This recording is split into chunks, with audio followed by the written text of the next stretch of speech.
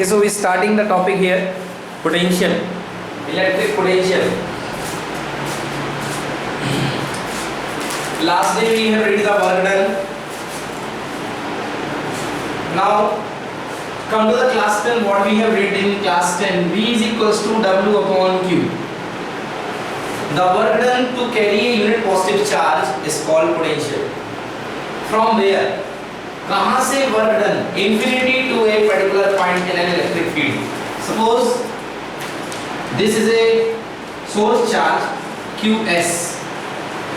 Now the source charge will emitting some electric field. ये source charge अपना कुछ ना कुछ electric field radiate करेगा और बाहर एक चार्ज है टेस्ट चार्ज QT. आपके पास ये चार्ज है infinity. You all know at infinity electric field equals to 0. At infinity electric field equals to 0 as well as the energy level equals to 0. Okay, कल मैंने बहुत सारी चीजें बताई थी पोटेंशियल के लिए, बहुत पढ़ लिए पोटेंशियल के.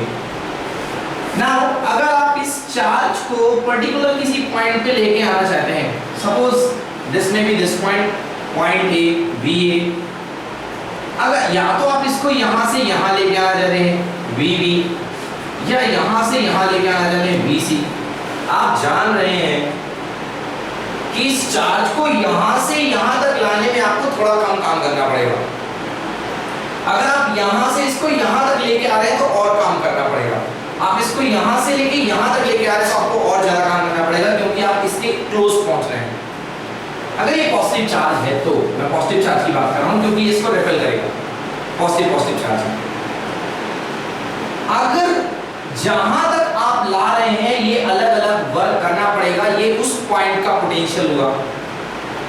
एक बात तो ये क्लियर हो गई कि हर पॉइंट का पोटेंशियल अलग अलग होता है जब तक कि यूनिफॉर्म फील्ड ना कहा जाए या इक्विपोटेंशियल सरफेस ना कहा जाए. हाँ, ये बात जरूर है कि इस पॉइंट का और इस पॉइंट का पोटेंशियल सेम होगा, ये आप पहले पढ़ चुके हैं क्योंकि इसकी यहाँ से डिस्टेंस सेम है, तो इस पॉइंट पर जितना पोटेंशियल एक्सर्ट होगा उस पॉइंट पर भी उतने एक्सर्ट होगा. इस भूल गया? याद है ना आपको? मैंने ये आपसे कहा था कि इस पॉइंट का और इस पॉइंट का पोटेंशियल सेम होगा, that's why this surface is called equipotential surface. थोड़ा सा याद दिलाता हूँ, VA सबसे कम होगा, उससे ज्यादा VB, उससे ज्यादा BC इज द हाईएस्ट. मतलब एक बात तो क्लियर हो गई कि different potential at different point. Clear? Work done करना पड़ेगा. अभी हमने वर्क डन की बात की है.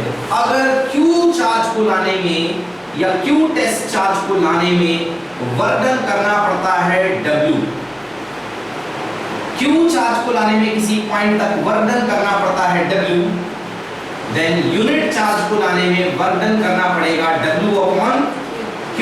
यस और नो? इसको Q ले लो. Q चार्ज को लाने में W वर्क डन करना पड़ता है तो यूनिट चार्ज को लाने में W upon Q. This is called potential at that point. किस पॉइंट? जहां पर आप लेके आए हैं, जहां तक आप लेकर के आए हैं उस पॉइंट का potential W upon Q. V is equals to W upon Q.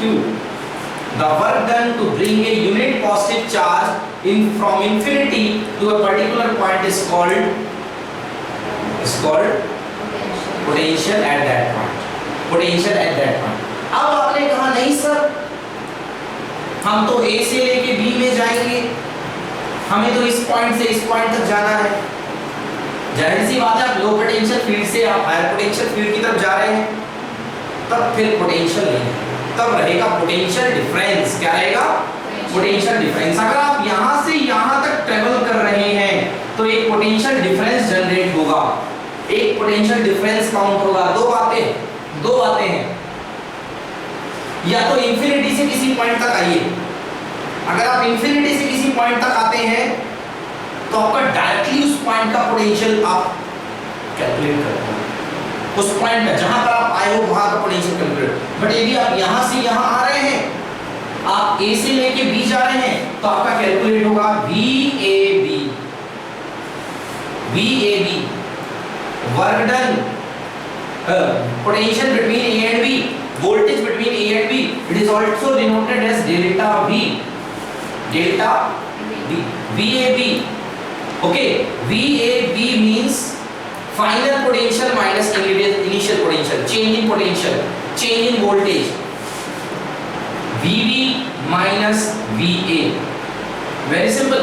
आपको यदि यहां से यहां का पोटेंशियल डिफरेंस फाइंड करना है तो आप क्या एज्यूम कर सकते हो, इस पॉइंट चार्ज को यहां से यहां तक लाने में किया गया वर्क डन माइनस इस पॉइंट चार्ज को यहां से यहां तक लाने में किया गया वर्क डन। यस और no?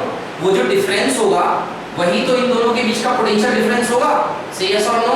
So that is equals to W upon Q। किस पॉइंट पर W? B पॉइंट पर।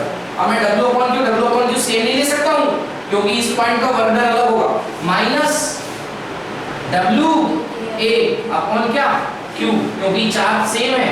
सो that you can write WB minus W A upon कितना? Q, that is delta W upon Q। Yes और no? That is delta V। Potential difference equals to change in work upon charge. आया बेटा समझ में? कुछ ज्यादा नहीं था, केवल डेल्टा लगा दिया यहाँ तो यहाँ लग गया delta. So delta W delta V change in voltage equal to change in work done upon कितना? चार्ज। से यस और नो?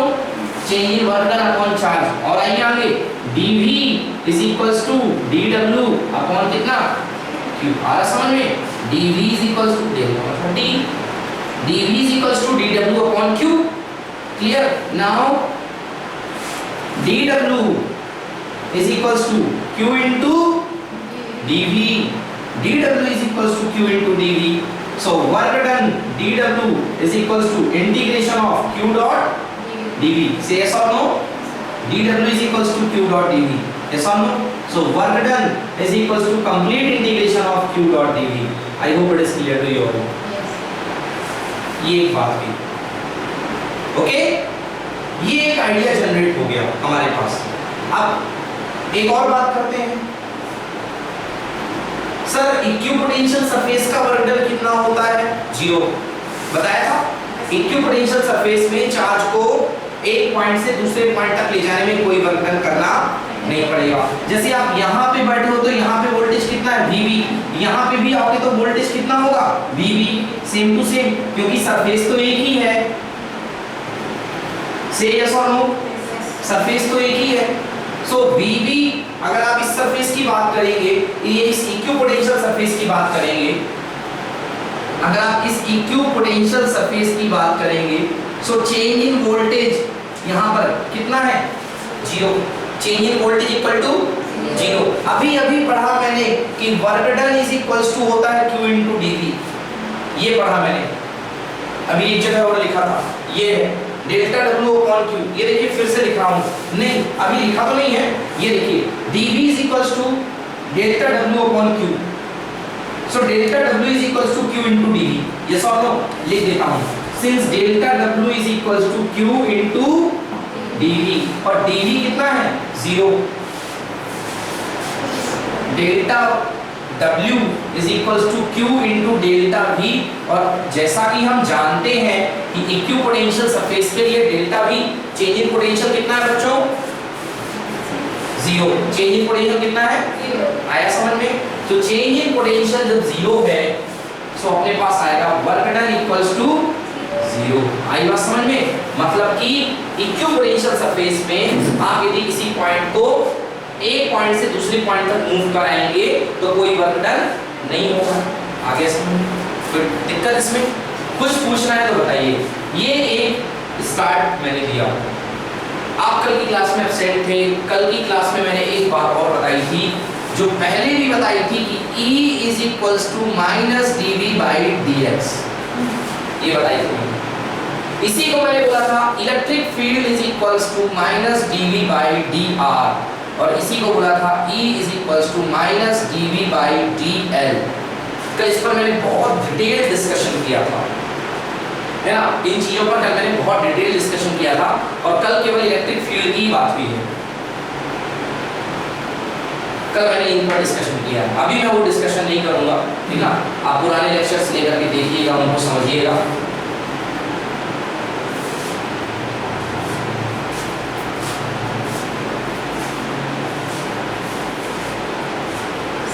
हाँ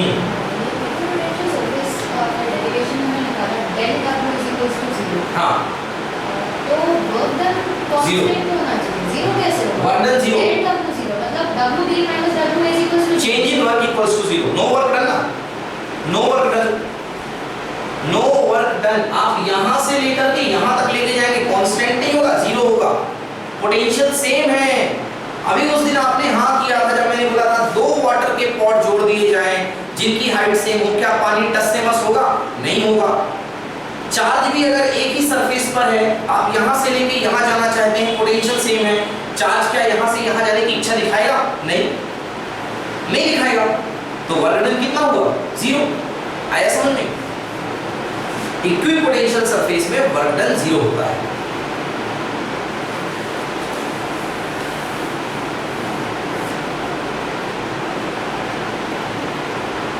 क्लियर? अब देखते हैं स्लाइड में क्या है। स्लाइड में जाने के पहले हम कुछ प्रैक्टिकल बातें करेंगे आपसे।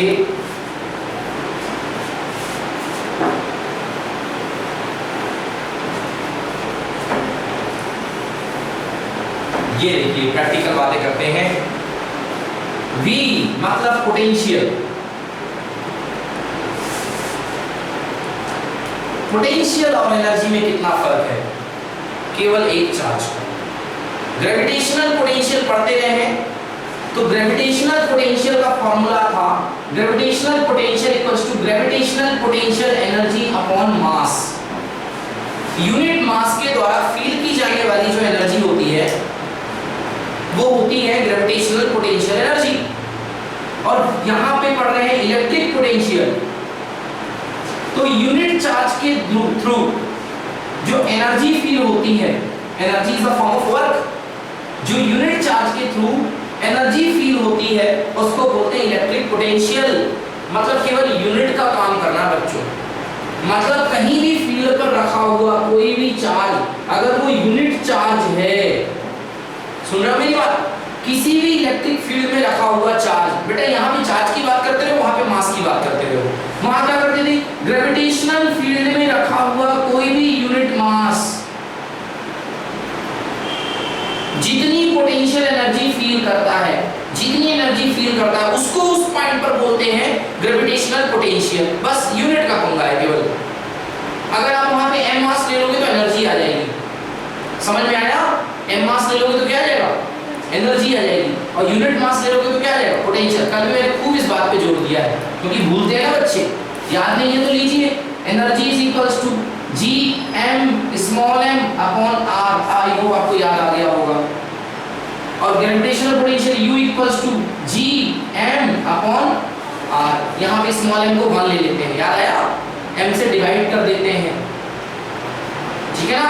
तो पर यूनिट मास के लिए ये आ जाएगा, क्योंकि मास का पर यूनिट क्या है? m से m क्या हो गया? कैंसिल।